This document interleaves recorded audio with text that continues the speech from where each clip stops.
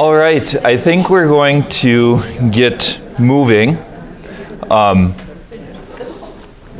into what we have to cover today. So it starts with the story of Amnon and Tamar. And in many ways, this is a bit disturbing. The first part notes that Amnon falls in love with his sister. And I think this is an important thing to emphasize, because you can't control your feelings directly. One of the most helpful images that I found in a book, it was about how feelings are kind of like clouds. They blow and they change. And they just change all the time. They can change dramatically. And one of the helpful life skills, one of the things of maturity or responsibility, is learning not to identify yourself with your feelings quite so strongly. You could feel this in English a little bit, because people will say, I am lonely, or I am afraid. And maybe it's a little bit better to say, I have this feeling, that I am not my feelings. Because the truth is that you can learn to observe them. You can learn to see them. You can learn to have them pass by. I mean, think of this. There's all kinds of times where this is really important. I tell couples preparing for marriage this quite often. You know, if you think you're going to go through your life and never have a crush on another person that you're not married to, you're trying to live in a fantasy world that doesn't exist. You can't stop yourself from falling in love very often. You know, if you have someone that you work with and they stop and they listen to you, or you spend time with them and they're courteous and all of that, sometimes feelings develop. And that's just part of human nature. That's just part of how we work. You know, this can happen off and on in various cases in various places in life. It's just a normal experience. And it's not acting against the sacrament of marriage to have that, because in a lot of cases you probably didn't start with wanting to have it. There's not a lot of morality involved in the beginning. It's somewhat amoral. It's just an experience that we have. But morality kicks in big time when you have to work on deciding what you do with those feelings. You know, in some places, for people that are living a healthy life, they admit it, like, wow, I'm feeling kind of attracted to this person. You know, it's good. I'm going to take a step back, or I'm going to, you know, just interact with them in public places. I'm not going to go out and have just a dinner one-on-one or those kinds of things. You recognize it. Maybe you recommit to the marriage that you're in, and you move on, and it becomes like water off of a duck's back. And the same thing we can learn about anger and lots of our other feelings. You can't really stop yourself from having them. That's proven to be very ineffective in the spiritual life and in psychology. But you can learn to be able to say, you know, I feel angry because this happened. Okay. You know, if it's like a cloud and like the wind, and you say, well, I'm going to give it like 6 hours, or I'm going to give it a half a day and see what happens. Very often you discover that the clouds blow over and new clouds come, whatever they are, new feelings come. That's just part of how they work. And I think that's part of the situation that happens here.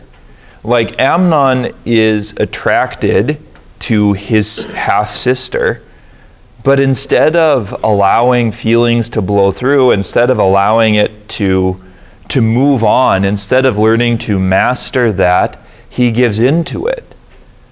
And if you think about our culture today, and you think about society today, you can see examples of this all over the place.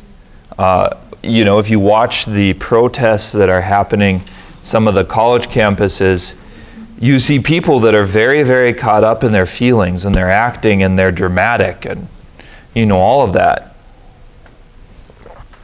And I think it would be healthier for our country if people would be able to take a step back from their feelings, and instead of shouting or acting out of emotion, to let it sit for a while. Like, what bothers you about Israel's occupation of Palestine? There might be some things that really do bother you. Okay, let's talk about those. But very often things devolve into a kind of shouting match, and they assault people or attack them or do all these kinds of things. And it's just like, that's acting out of emotion. That's immaturity in spades. Like, that's not a mature, responsible, adult, human, rational way of doing things. This is, you see sometimes raw emotion or pure emotion. And so this is part of the story of Amnon and Tamar. Eventually, he rapes his sister. That's one of the sad pieces. And her brother is Absalom. So one thing that I want to mention as well is that when we have temptation in the beginning, no matter what it is, somehow is appealing to us. It's like appetizing, it's drawing, it digs into us. You see the big piece of cake and you're like, oh, cake is nice, and that kind of stuff, right? There's an appearance of goodness on the outside of temptation. But very often when you grab a hold of it and you take it, it's not as good as you wanted it to be. It doesn't satisfy that longing in our hearts for whatever it is very often, because it can't. Because, like, ultimately what we long for is God himself. What we long for is something infinite and eternal and unchanging and consistent. And this, the seed of eternity, is planted in our heart. But you can't, we have these longings that are there.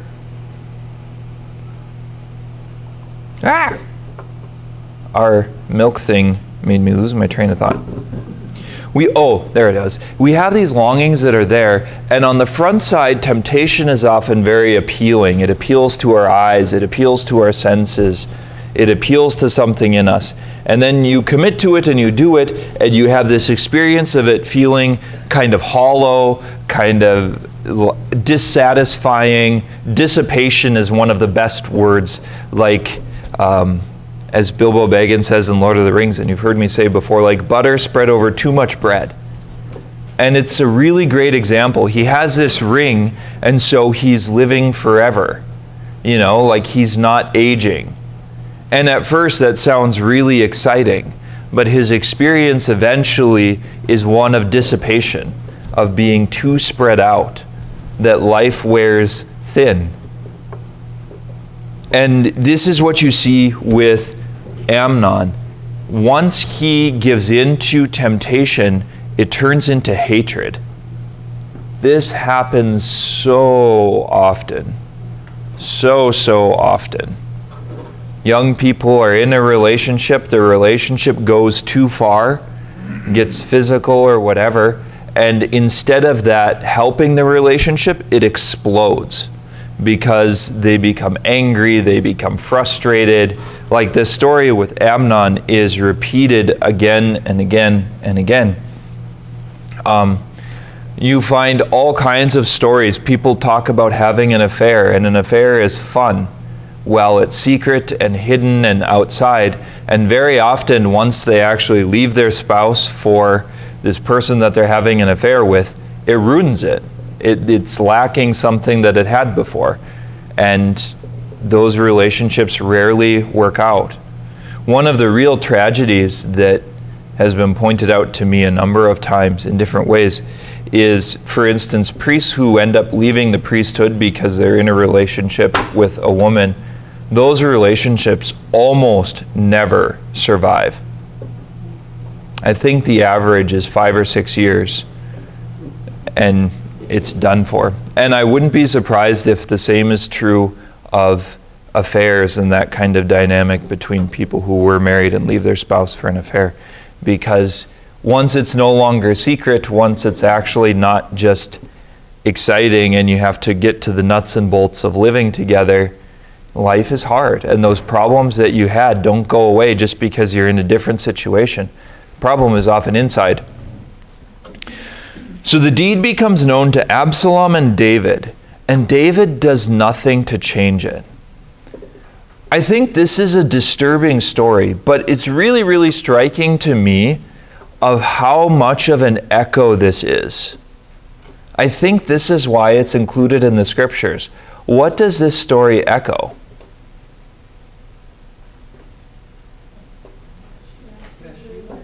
David's sin with Bathsheba. He did it in the background. And for him, oh, it was exciting. Oh, he had these reasons why this was okay and this was good. And now he sees it in his son. What David did in secret, in this case, Amnon is doing more publicly. And Tamar decides that she's not going to let him get away with it. So what she does is really, really telling and really dramatic. She points a finger directly at him because she tears her garments and takes on the appearance of mourning. Covers herself with sackcloth and her head with ashes. So goes from being this beautiful woman who's vibrant and full of life to someone who is sad and withdrawn and, feels broken. And that ends up, they figure out very, very quickly that this had something to do with Amnon. But it really echoes what David has done himself. And it makes you start to wonder. Here is a sin, here's a crime that's been committed, and one should say that this cries out for punishment of some kind, that there should be something that befits the action that's done. And David does nothing. Could it be because he's compromised himself? This is how corruption becomes entrenched in so many political systems. People are trapped and they can't call out corruption and fight against it because they engaged in it themselves. And very, very often gangs and the mafia, like those kind of people know that. They know that that can be a real challenge for people, that can be a real thing. And so that's what they try to do, is they try to compromise people. This is one of the things that the Russians would do with spies. They'd put them in a situation where they're compromised and have a bunch of pictures of them having an affair with a Russian woman when they were married to someone in the US or whatever.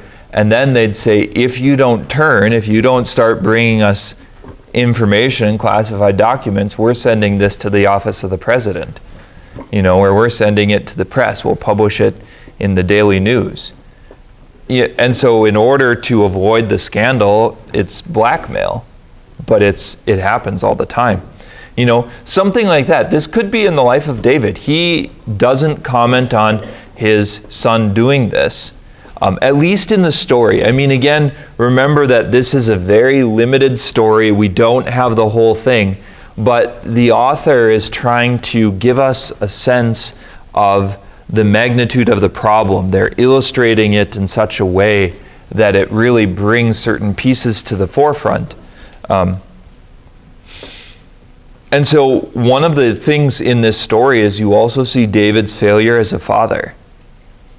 He is not leading his sons or his family. Maybe he has too many of them. Maybe he's too busy. One could argue that that's one of the good reasons why you don't have a whole pile of wives. So part of this other thing is that Absalom, Tamar's brother, has this kind of festering hatred. And instead of forgiving, instead of moving on, instead of confronting it, instead of working through it, instead of confronting Amnon or confronting David, he sits on his rage and is quiet in the background. And he's scheming and planning and looking for an opportunity. And eventually he devises a plan. So he invites Amnon. Well, he actually invites the whole household of David to a party. And David says he can't go. I'm suspicious that one of the things in the background of this story is actually laziness.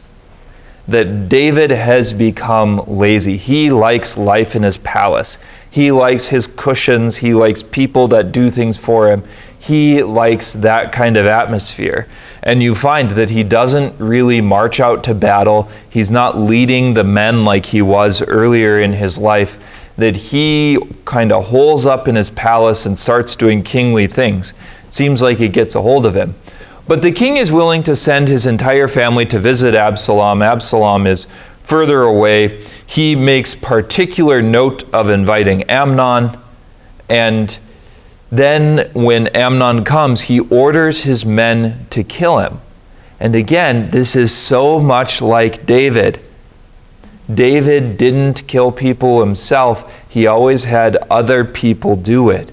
So in a sense, you see an Absalom like David fallen, David broken, David without repentance, David without the relationship with God that he did have, at least at one point, and his humility and his conviction about sin, like the prophet Nathan said. Absalom is just wicked. I don't know how to describe it other than he's wicked. And this is one of the really tragic things. I think that we should believe in the good of people, and we should believe in their ability to reform and the grace of God to change even very hardened hearts. It's true, but there are wicked people. There are people that have gone so far down this path that they're just rude, they're obnoxious, they're wicked, they're evil. I was listening to a book which is kind of funny. It's called The Number One Ladies Detective Agency and the Joy and Light Bus Company. And I like it because it's set in Botswana. So you get kind of this cultural thing, which I'm a big fan of. I love reading books set in different cultures. And there's a character in there that is wicked. She's just wicked. She is evil. She plots against people. She tries to destroy relationships. She seduces husbands intentionally just to stick it to the wives. She steals things and blames other people. She is wicked. And, I think sometimes you just got to call a spade a spade. I don't like to do it. I don't think that that's the case for most people, but darn it, there's a few of them. And it seems like some of these protesters are actually really wicked. Some of them have been protesting basically since George Floyd was George Floyd the Minneapolis one? Wasn't there one in Missouri a few years before that? I forget which one that one was, but it's like they've been it's like every 6 months or every 12 months they find something new to protest. The next one will be about climate change, I just about guarantee you. And then it'll be about, who knows, transgenderism or something else, and they'll have big fiery protests and, oh, we're college students. And it's like, yeah, you've been at every protest for 6 years, but you're still in college. Somehow it strikes me as a bit hollow. Anyway, there are people that are wicked. Absalom seems like he is on that place. And here's where David's sin starts to come home to him.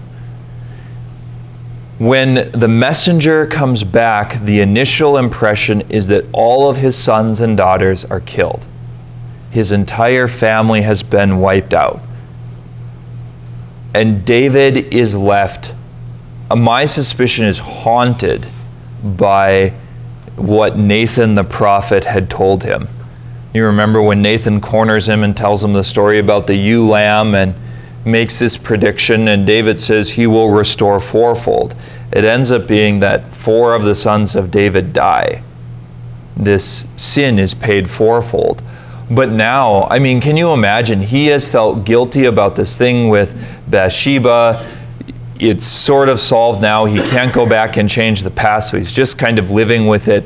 And then a messenger comes and all your family is dead. And it's like, this is also temptation. This is also sin. He has to stare it in the face for a while. And eventually someone comes and says, no, they're not all dead, just Amnon. And Amnon was David's firstborn. He was his oldest son. He is the one who would ordinarily be expected to inherit the kingdom. And so part of the background of this story as well is concerns about who's going to inherit, who's going to be the next king. Because societal stability is important. Societal stability isn't nothing. Civil wars are awful and bad, and that will come up in a little bit. What David did in secret is now being done in the open. David had people killed when no one knew that it was him, by the army or by these other people, and now Absalom doesn't even care. He does it openly. So then along comes Joab, and Joab wants to secure the kingdom. It's unknown. I mean, Joab is this fascinating character because he's been the general of the army. If you remember, he's had several times where the king has become afraid of him. The king has felt like he had to keep him around, but he has become afraid of him. And Joab thinks this isn't good for the kingdom. We need a king. Maybe he was tied to Amnon and Absalom and wanted their support. I mean, there's definitely groups of people that are involved in different ways. So Absalom, after the death of Amnon, Absalom is the one who is set to inherit the throne. And he is in exile. This is one of the other things. So David sends him away and doesn't talk to him for 5 years, 3 in exile and 2 while he's sitting back in Jerusalem. David doesn't let him see his face. Maybe he's angry, maybe he's upset, but again, you can kind of feel the problems of fatherhood here, the mess that he's made of his life with these kids. The house of David is divided. There is not a lot of unity in the palace. Tongues are wagging. The servants know it all. The servants always know it all. They say that's one of the terrifying things about the Secret Service when you're president, is they know everything. They don't talk about it usually, but they know everything. And lots of stuff that you wouldn't want them to know.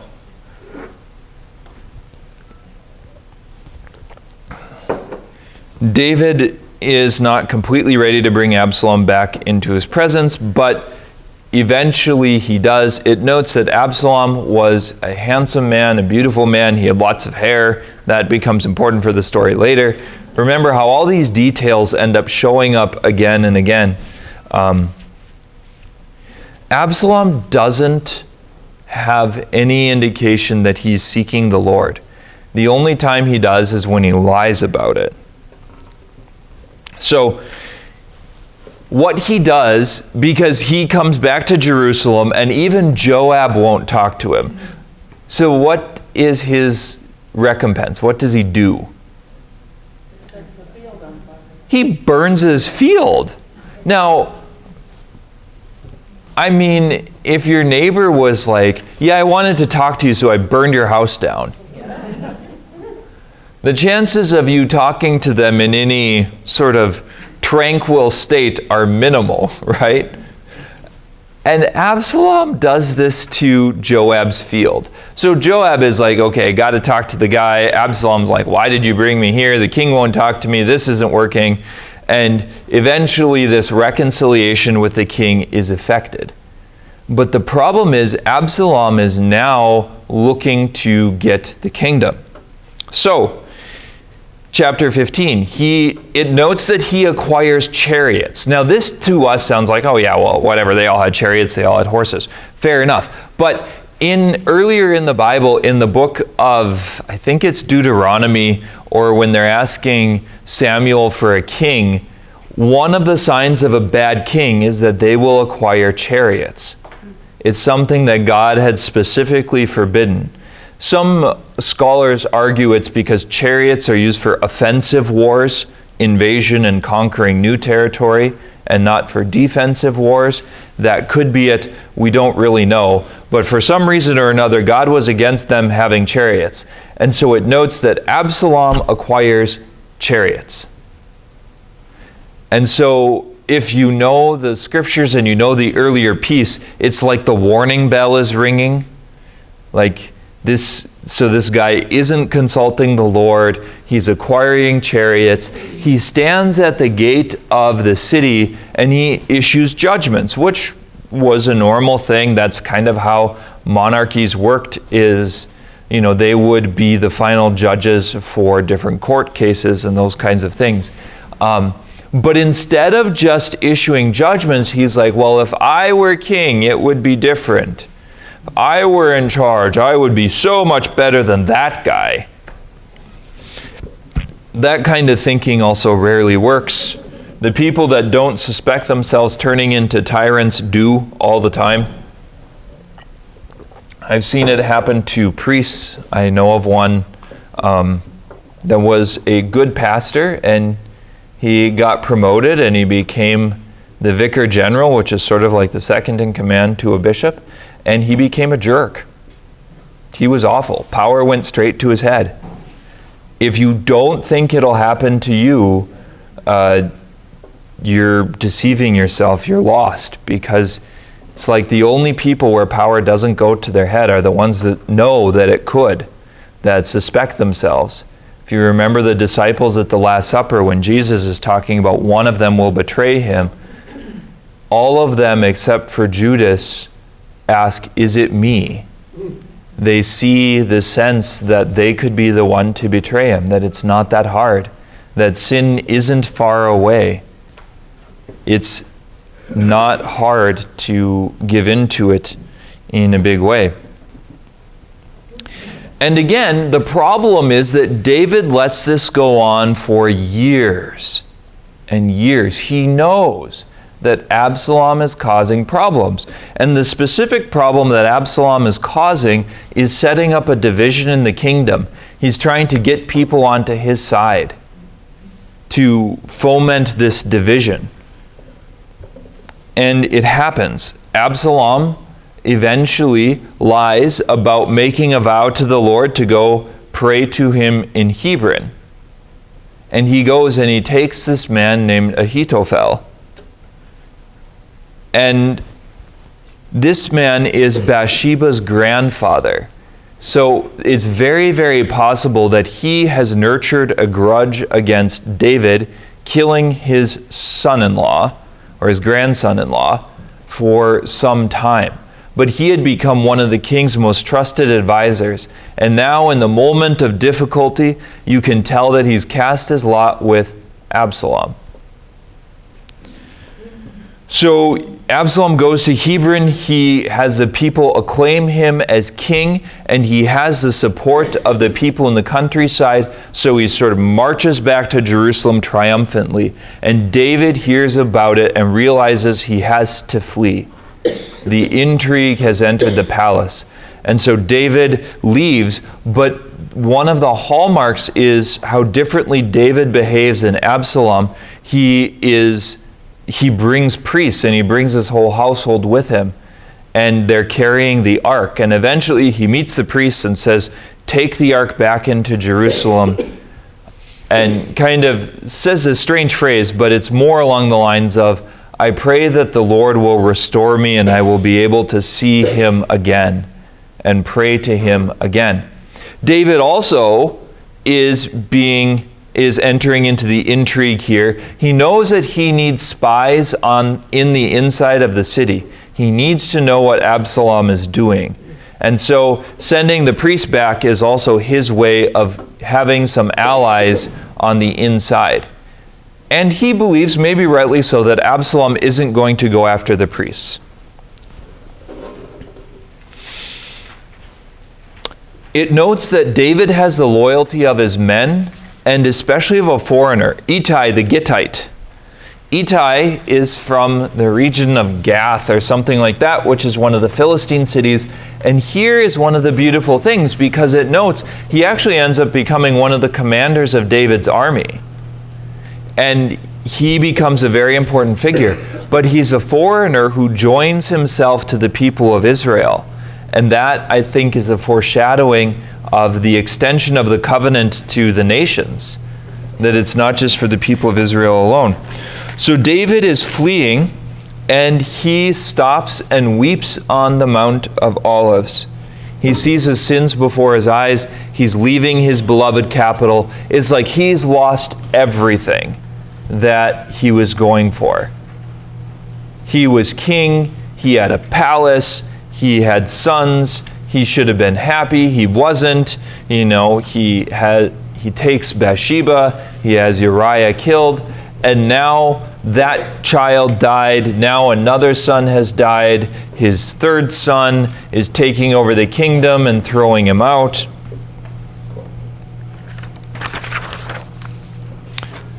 So then along comes someone from the house of Saul named Ziba, who lies to him about Mephibosheth plotting. Mephibosheth was this son of Jonathan and the house of Saul, and plotting against David. So David gives these estates to Ziba without discovering, is this man telling the truth?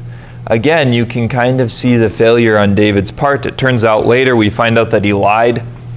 And this guy named Shimei curses David and throws rocks and stones at him, and David says not to kill him. Maybe he's starting to realize how killing people has only led to this situation where he is being thrown out. So then it tells the story of the intrigue of Hushai and Ahithophel. Ahithophel tells Absalom to lay with his father's concubines on the roof. This is he tells him to start behaving like a king. Pretend, go up, take your father's wives, stand in his place, sit on his throne. Then the people will acclaim you and the people will love you. So he does. And again, it really echoes what Nathan the prophet said, that what you did in secret, your own household will do in public. I will bring this sin out. I will expose it. This is also to publicly shame the king. But note, again, Absalom doesn't seem to have a problem with immorality.